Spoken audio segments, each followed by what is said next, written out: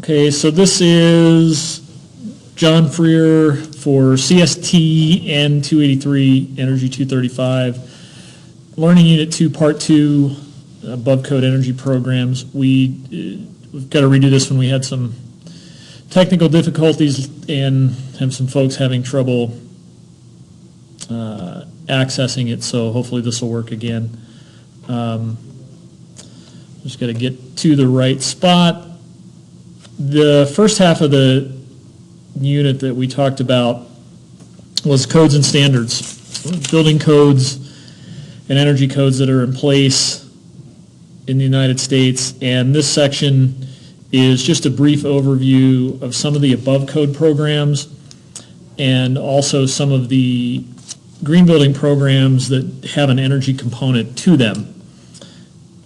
And the different programs that they are. So we'll get a little bit deeper into a lot of these as we go through the course, but right now we're just doing a kind of a cursory overview of each one of those programs. And some you may be familiar with, some you may not be familiar with. We'll talk primarily about the national programs. There are quite a few different regional programs. Small energy utility companies have incentive programs, but we're going to focus primarily on the national programs. And the three here, Energy Star, Build America, and Passive House, are primarily just energy performance programs. They don't contain any components for additional sustainability categories. They focus, if not 100%, but nearly all on energy performance and have some components of them that might focus on indoor air quality. You probably have seen this sticker before on a number of different things. Energy Star doesn't just do homes and existing buildings, but products as well. So you may have seen this on anything from computers to dishwashers, but products can get approved as Energy Star based on their energy usage within their category. So it doesn't necessarily mean that they are particularly the most energy efficient products available. They're just more efficient than the standards in their category. When it comes to homes with the Energy Star program, their main goal you can see here is at least 15 to 20% more efficient than code. And as the code improves, so does the Energy Star program attempt to modify their program to hit different performance thresholds. It's, again, a government-backed program, third-party verified, and we talked about the different types of verification. And one of the things that makes all the programs more credible is if they do have the third-party verification. We'll talk a little bit about how each one of the programs differs just a little bit in how they're administered and how they're certified and who does the inspections. But obviously, if you've got a product, and in this case the product is going to be homes and the energy performance of homes, if they're getting certified by the first party, i.e. the builder or the person putting the house up, it doesn't lend too much credibility overall to the program. So all the ones that we talk about are going to be third party verified, which is very important. Currently, Energy Star version 3 is the one. And just like we discussed in the codes, there are different methods of compliance based on whatever might be more advantageous to the builder or easier for compliance. So you can either choose the performance path or the prescriptive path. Even in the performance path, there are certain things that are required, and we're going to spend some time.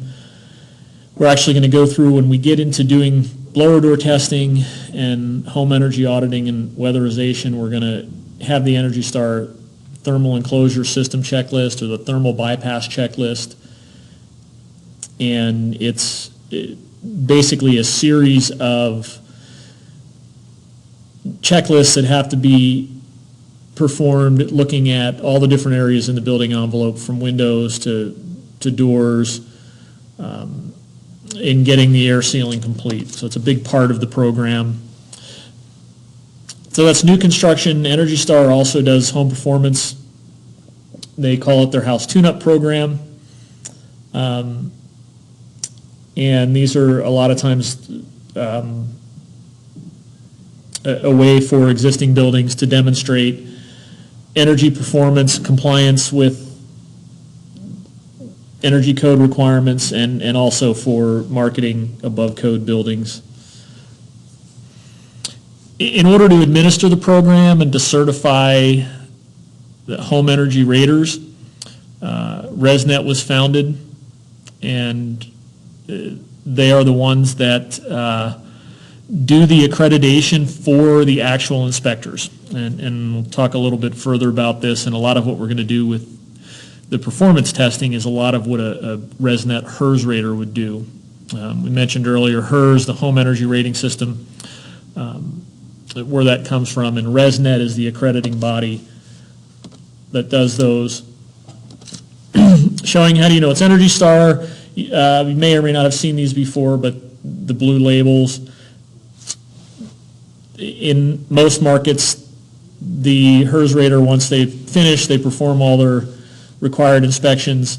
They'll actually verify it, put this date on it, and the sticker gets permanently affixed to the circuit box so that future owners can see when it was certified, by whom, and if they need to contact them for any reason.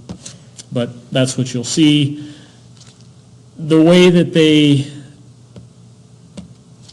look at and the intent of their program in creating an efficient house covers these three main areas, and it's airflow, thermal flow, and moisture flow. So first, proper air sealing, duct sealing, and then pressure balancing and actual flow hood testing to make sure that the amount of air that's designed to be going into each and every room is getting into that room. So controlling that air, controlling the conditioned space so that you're not losing that air and you're getting the right amount of air delivery. And then the basic thermal flow, these are a lot of the same things that are checked with the code. Minimum fenestration requirements with the windows, insulation requirements, reducing any type of thermal bridging. All the things are going to increase the performance and reduce the amount of heat loss that's actually conducting out through the walls.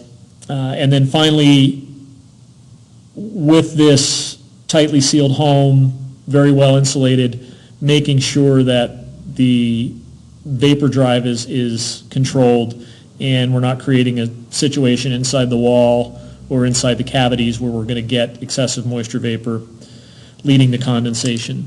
So kind of the big parts of the Energy Star. The DOE Challenge Home is really about promoting zero energy homes, net zero energy, NZE. We talked about briefly, we'll spend a little bit more time on later in the course. But the focus of this, and it's a Department of Energy certification program, is to prepare the houses as much as possible to be ready for net zero energy. It includes a lot of the same minimum thermal requirements, air sealing requirements, but also some requirements for solar PV install in the designing the roofs so that they're facing in the right direction. They have enough space to accommodate future PV that might be needed to get the house to net zero. Conduit leading from that roof space down into the where the inverter is going to be near the electrical panel. But again, just promoting more than just the bare minimum of code, but promoting getting the house close to zero energy ready. The way that the DOE Home Challenge is set up is they break the basic design and construction down into these areas of improvements. And so it's a different series of best practices in each one of those areas, looking at ways to improve the envelope, improve the efficiency of the duct system, getting the duct system sealed up, where it's located. It does also include water efficiency and most of it is targeted towards the efficiency in heating and delivering domestic hot water, and reducing the amount of energy that takes. Lighting and appliances, and then again, as we start to get the houses tighter and tighter, the indoor air quality is important, and making sure that not only are we not creating an unhealthy situation and trapping contaminants and stale air, but also making sure that we're controlling moisture inside the envelope. And then, as I discussed, the last part of it is getting them renewable ready. Another one, again, that we'll talk about is that, and this, we sort of kind of bridge these in a tiered way, and getting to a passive house is really a much higher standard in trying to really minimize the amount of heating and cooling that's needed in the house. And the passive house standard tries to do this by a very, very airtight, very well insulated building envelope, trying to almost completely eliminate any infiltration or leakage of conditioned air, and getting to very super high R value in the walls and ceilings, no thermal bridging, and very, very high performance windows, in really trying to get the envelope so that we talked about the demand load and the heat load calculations of the Manual J, but a house that really has such a low demand that it requires very little or no excess energy to heat and cool. And again, like the other programs with this, and Passive House specifically requires a form of mechanical balanced ventilation. You just can't have a house that tight and not control the indoor air. It would create an unhealthy, unsafe situation, and also lead to a lot of potential for moisture damage, depending on what the vapor drive is doing. And also maximizing solar gain. So here's the kind of the 5 principles. And Passive House was actually a German program. It's where the inception of it first came. And so through significant thermal insulation, reducing the thermal bridging, efficient windows, very, very tight envelope, and a very controlled, balanced ventilation, they're trying to create a house that requires little to no mechanical systems, very, very, very, very low heat demands. And we'll talk a little bit more about Passive House. More importantly, we'll talk about, when we get into the wall systems and the structures, some of the techniques and the materials that are effective when trying to do this. It's not an easy thing to completely seal up a building. There's a lot of different technology and a lot of different methods that can be employed, some more effective than others. So those are, again, some of the programs that are primarily just energy driven. A lot of the major green building programs that you see do have energy components to them. Energy is a big part of what we talk about when we talk about green building and sustainability. And so we'll talk a little bit about all of these programs. You'll hear these acronyms, and we'll talk about them to some degree. We're not going to dig down too deep into them in this course, but we are going to use them to compare and contrast different buildings. So it's good to know which ones they are and which entities work within them. So the first one, which is residential, is the NGBS ICC 700. So the NGBS is the National Green Building Standard.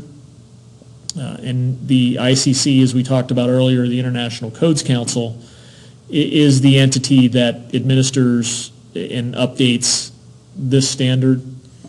And what the National Green Build Standard is a set of, I have a couple things here, we'll go back to that slide. It's a set of practices, requirements for not just energy efficiency, but it also includes the other key guiding principles of green building that we went over pretty extensively in 282, site design, water efficiency, resource efficiency, indoor environmental quality, and education, operation, and maintenance. And so it's all of those things combined in order to get certified through the National Green Build Standard. But again, a big part of it is the energy rating. So again, it's a balanced approach when we talk about green building. The Home Innovation Research Lab, or HIRL, which I'm sure they didn't plan on that acronym, but they are the ones that are actually, the ICC manages the document. They're the ones that are responsible for updating the standard as the code changes and as technology changes and as the market changes. They update the National Green Build Standard to reflect that. It's the Home Innovation Research Lab that actually is the accrediting body. They're the ones that give the certifications, and they're also the ones that provide the training and the certification for the accredited verifiers. The National Green Build Program is actually inspected by these Home Innovation Research Lab accredited verifiers. So a couple things with this, there are multiple tiered levels, and most all of these above code green building programs have a similar method of certifying so that you can differentiate between levels of the house. The NGBS recognizes bronze, silver, gold, or emerald, and that's based on your total score in all of the categories. It's not, again, just an energy program. So while you may have houses that are built to this standard that are exceptional in energy efficiency, if they don't recognize as much in water efficiency, resource efficiency, or site design, they may still only reach the minimum level. Current fees are at about $200 per house, and that does not include your accredited verifier. Those are independent third parties, just like the HERS raters. The HERS raters are certified by ResNet, but they can be independent third parties that actually administer the inspections for the Energy Star. The same is true for the accredited verifiers for the National Green Build Standard. And what you'll find is a lot of energy auditors, people that are doing performance testing, they may often have multiple certifications where they can certify for multiple programs. So they may be an accredited HERS rater, so they can certify to the Energy Star. They may be an accredited verifier for the NGBS, and we'll talk about Lead for Homes and some of the other programs in a minute. And they may have all of those certifications. Really is just dependent on their local market and which programs are active there. So further in the backstory, the National Green Build Standard really grew out of the best practices that the National Association of Home Builders created in early 2000. The NAHB does not administer the document. It is the Home Innovation Research Lab. They are a subsidiary of NAHB, but they're independent and separate from the actual member association. So, as I mentioned, the National Green Build Standard is strictly residential, but it does cover all major areas of residential. So it's community subdivisions, so the actual lots themselves can be certified. So if a developer is doing an entire community, they're taking a raw piece of ground, they're splitting it up into any number of lots. They can follow the practices. They can have an accredited verifier review it before, during, and after the development process, and those individual lots can actually be certified green through there. And then single family, multifamily, up to 4 stories, which is as we talked about with the codes, the residential code can go up to 4 stories. Remodeling projects as well, and then the new version of NGBS actually has what's called a functional area. And you can have, if you're just doing a bathroom remodel, you can have a functional area that is certified to it. Here are the basic chapters. Chapter 4 is site design and development, and that's strictly a standalone chapter for the subdivisions, as I just mentioned. In certifying a house or a remodel, be using chapters 5 through 10 collectively. You've got to score a minimum number of points in each chapter to get the certification. If you don't make one chapter, you don't make the certification at all. And then they have remodeling and remodeling of functional areas. So here's really where the relevancy to what we're talking about.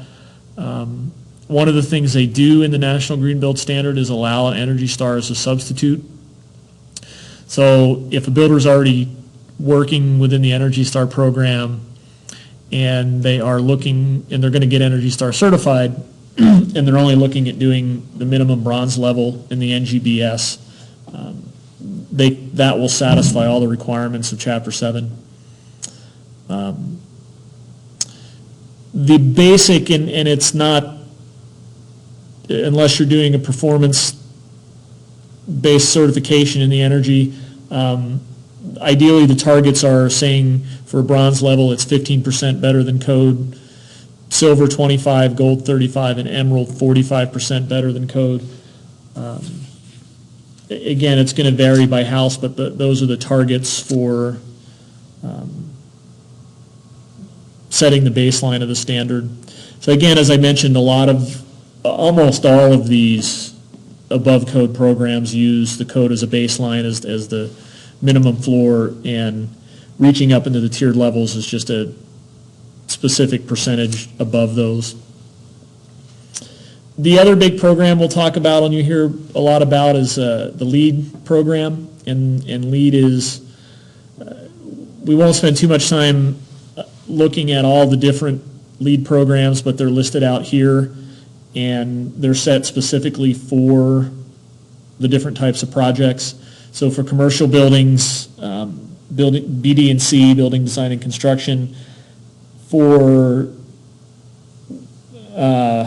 buildings that are just core and shell and they're going to do the interior, for a tenant improvement example, the ID&C, and then they have programs for overall operation and maintenance, and they also too have an entire development certification program.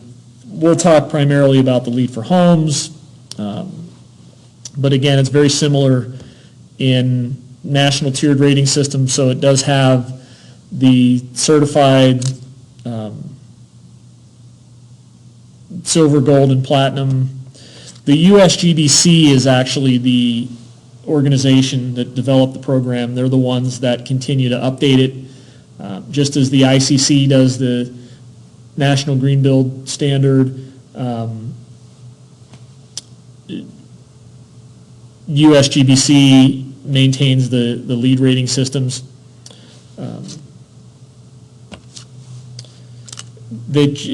Just as the codes do, they update and review them regularly. Public comments follows a very similar path. It's just led by the USGBC. One of the things that is different with this program is it requires a little bit more in administration, because you need not just a green rater, but you also need a LEED for Homes provider. And the LEED for Homes provider is the one group that oversees all of the certification, and then the rater is the one that actually does the performance testing. And as I said, a lot of energy auditors will often hold multiple certifications, so they can have the ability to certify LEED for Homes, National Green Build Standard, or the Energy Star program. Again, similar in the same types of categories with the other green building sustainable programs. They've got site, water efficiency, materials, indoor environmental quality, and then awareness and education. And then their energy and atmosphere is their energy program. a couple different pathways, and one is to satisfy the minimum requirements of energy and atmosphere, just like the NGBS. If you're getting the Energy Star certification in the new version 3, that can satisfy that minimum requirement, so you don't have to duplicate the testing, and you can get that dual certification. And then they have their own method of compliance in their scoring pathway, and they have a reference home, and then as you demonstrate energy usage below that standard home, you score points on that. So you have to meet the minimum, and then you can get more points if you can demonstrate energy use far below the minimum. Just kind of a basic comparison between the two programs. We don't need to get too far into that. Last one we'll talk about is Living Building Challenge. There are quite a few other ones out there, and again, the design of this isn't to discuss every single green building program out there, but just the ones you may have heard and what they really are. This one is the International Living Building Challenge. It's starting to get a lot more publicity and traction, primarily in a commercial building application, but again, they call theirs the petals of certification, and you can get one or all or any combination thereof. But in the energy requirement for them, they're probably one of the strictest out there. Is to meet their energy requirements, the building does need to be net zero energy. So it has to be a zero energy building. Again, a lot of these people have their different accreditations and they work within the different programs, but a lot of them have the same training and the same certification. In some jurisdictions, code officials actually are performing blower door tests as per code.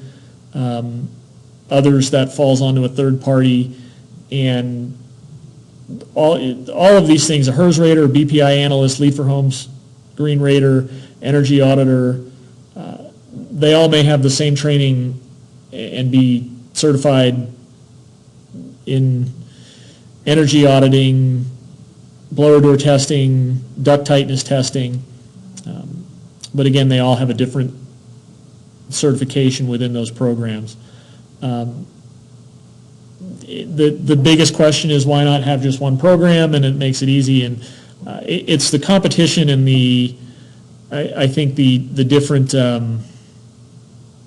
values of the program, I guess, and intents that sort of make sure that we don't create just a static program. You've got the codes, and they set the minimum floor. So this is the bare minimum that you can do. You need to build a building that has this level of energy performance. If you don't meet this level of energy performance, you're basically breaking the law.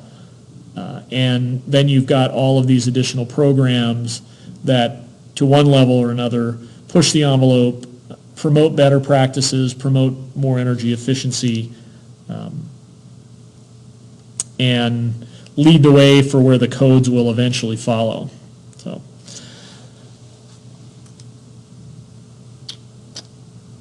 that's it. We have no questions, I'm sure, but